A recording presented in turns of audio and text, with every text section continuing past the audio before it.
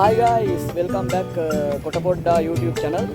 ඉතින් අද ඔයගලන්ට පේන ඇති මම ඉන්නේ මුහුදක් ළඟ. මුහුදක් ළඟ කියන්නේ මම අද ආවා මෝදර බීච් එක ළඟ ඉන්නේ. මේ මෝදර කියලා කියන්නේ මෝදර කෝවිල ගැන ගොඩක් අය මේ විවිධ කතා කියනවා. ඒ කියන්නේ අපි සාමාන්‍ය උදාහරණයකට ගත්තොත් එහෙම ඇත්තටම කාලියම්ම වැඩ වාසය කරනවා කියන්නේ මෝදර කෝවිල. ඉතින් අපේ ගේ ගාව ඉතින් මහ ලොකු දුරක් නැහැ. හැමදාම දුර යන නිසා මම අද හිතුවා ගේ ළඟ තියෙන කෝවිලට අවිලා පොඩි බ්ලොග් එකක් ගහන්න ඕනේ කියලා. අපි යමු මෝදර කෝවිල වදින්න. මේ කෝවිලේ ලස්සන විශේෂත්වයක් තියෙනවා. ඉතින් කාලියම්මා ජීවමාන වැඩ සිටිනවා කියලා කියන මෙන්න මේ කෝවිලේ. හරි බලමු මේ වීඩියෝ එක මොන වගේ වෙයිද කියලා. ඉතින් දිගටම කොටපොඩ්ඩා එක ඉන්න කියලා මම ආදරෙන් ඉන්නවා. සාමාන්‍යයෙන් ගයිස් මෙතනට එන ඕනම කෙනෙක්, ඒ කියන්නේ මෝදර කෝවිල වදින්න එන ඕනම කෙනෙක් අනිවාර්යයෙන්ම මෙතන ඉන්නම ටිකක් වෙලා. ඒකට හේතුව තමයි මේ ඉර බයින එක බලන්න හරි ආසයි මිනිස්සු බලන් ඉන්නවා.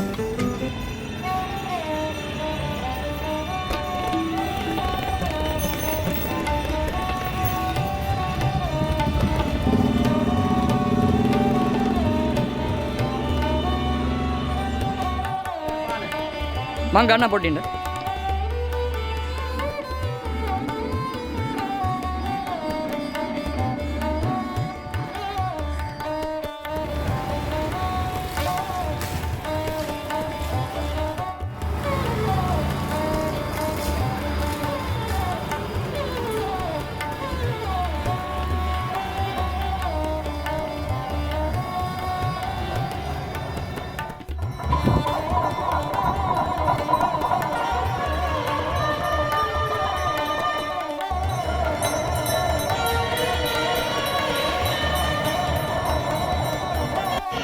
සාමාන්‍යයෙන් ගයිස් කෝවිලකට යන්න කලින් අපි අපේ මූණ අතපය කටවල් හොද ගන්න ඕනේ. ඒක සිරිතක්, ඒක චාරිත්‍රයක්.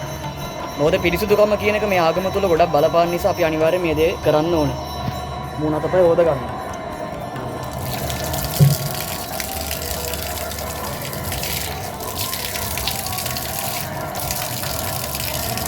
අපි යමු ඇතුළට. ඉන්න බලමු.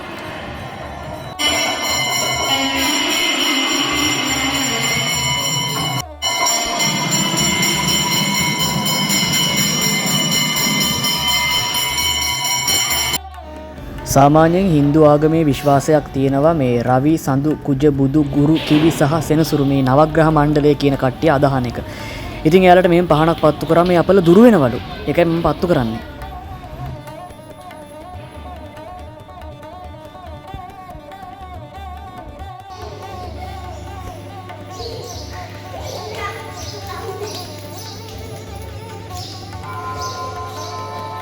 ඕගලන්ට මෙතන පුංචි සීනු නාදයක් ඇහෙන්නේ නැති. ඒ කියන්නේ හරියටම හවස 6 වෙනකොට මෝදර කෝවිලේ පූජාව පවත්වනවා. ඉතින් ඒ වෙලාවට Hindu බැතිමතුන් ගොඩක් දෙනෙක් මේ ස්ථානෙට ඇවිල්ලා තමන්ගේ දෙවියන්ව වන්දනාමාන කරනවා. මේ ඉස්සරහින් ඉන්න ගණ දෙවියෝ, එහා පැත්තේ ඉන්න කතරගම දෙවියෝ. ගණ දෙවියන්ගේ සහෝදරය තමයි කතරගම දෙවියෝ කියන්නේ. අර ඉන්නේ අර ඈත පේන ඇතුලේ ඉන්න වැඩ වාසය කරන්නේ කාලියම්මා. ඉතින් කාලි කෝවිල කියලානේ මේක කියන්නේ නේද? හරිම අපූර්වයි. මෝදර කෝවිල එහා පැත්තේ තවත් කෝවිලක් තියෙනවා. ඒකේ වැඩ වාසය කරන්නේ සොහොන් කාලියම්මා. ඉතින් මම දැන් ඉන්නේ මේ සොහොන් කාලි කියන කෝවිල ඇතුලේ. මේ කෝවිලත් හරිම ලස්සන කෝවිලක්. අපි බලමු මේක ඉස්සරහා වීඩියෝ ක්ලිප්ස් ටික. හරිම ලස්සනයි ටික.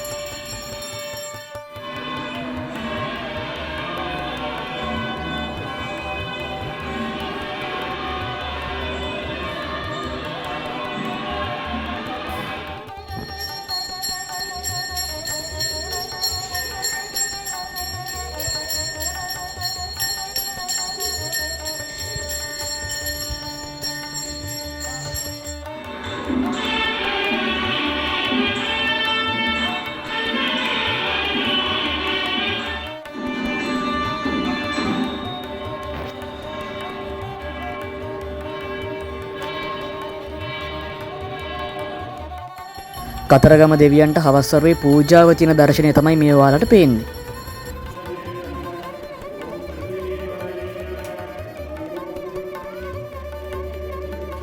හරි ගයිස්, මෝදර කෝවිල අපි වැන්දා. දැන් සාමාන්‍යයෙන් මෙහෙමයි.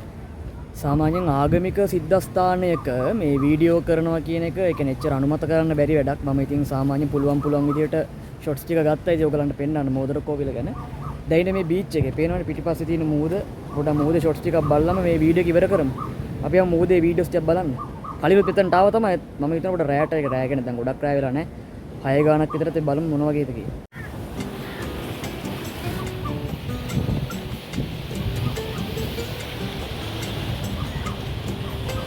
මෙවටම තියෙන මුහුද තමයි ඉතින්. අරෙන් ගෝල් පේස්යෙන් එන මුහුද මෝදරට අහු වෙනවා. මෝදරින් ඒත් එක්ක මර පැත්තට මට්ටක් කුලිය ඒ පැත්ත තමයි යන්නේ ඉතින්. සාමාන්‍ය මේ පැත්තේ ඉන්න මිනිස්සුන්ට මේ බීච් එකක් කිව්වොත් මෙතනට ඇවිල්ලා බලන්න පුළුවන්. ඒ තරමට සුන්දරයි, ඒ තරමට ලස්සනයි. සාමාන්‍යයෙන් හවස 6යි ගානකට වගේ આવොත් පුළුවන් ආස දිහා බලන් ඉන්න. ඒ තරමට ලස්සනයි. නැත්තා.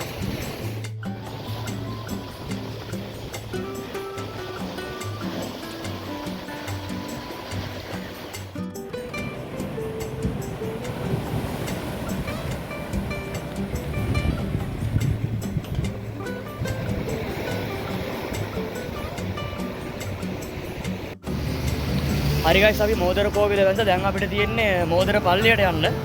මෝදර පල්ලිය මම හිතන්නේ ඇරලාද බහලක් දාන්න අපි බලමු. ඉතින් ඇරලා තිබ්බොත් මට යන්න පුළුවන්, නැත්නම් මට යන්න බෑ. මොකක් වෙයිද දන්නේ නැහැ. වාසනාව තිබ්බොත් යන්න පුළුවන්, නැත්නම් බෑ. බලමු. ඉතින් ගයිස් මෝදර කෝවිල වැඳලා මෝදර පල්ලිය ගාවට එනකොටත් පල්ලිය වහලා. මේ පල්ලිය තුල හරිම ලස්සනයි. ඒ කියන්නේ සුද්ධ වූ ශාන්තියාගෝ මුනිත තමයි වැඩ වාසය කරන්නේ. හරිම ලස්සන පල්ලියක්. ඉතින් ඔයාලට පෙන්වන්න වෙන්නේ නැහැ.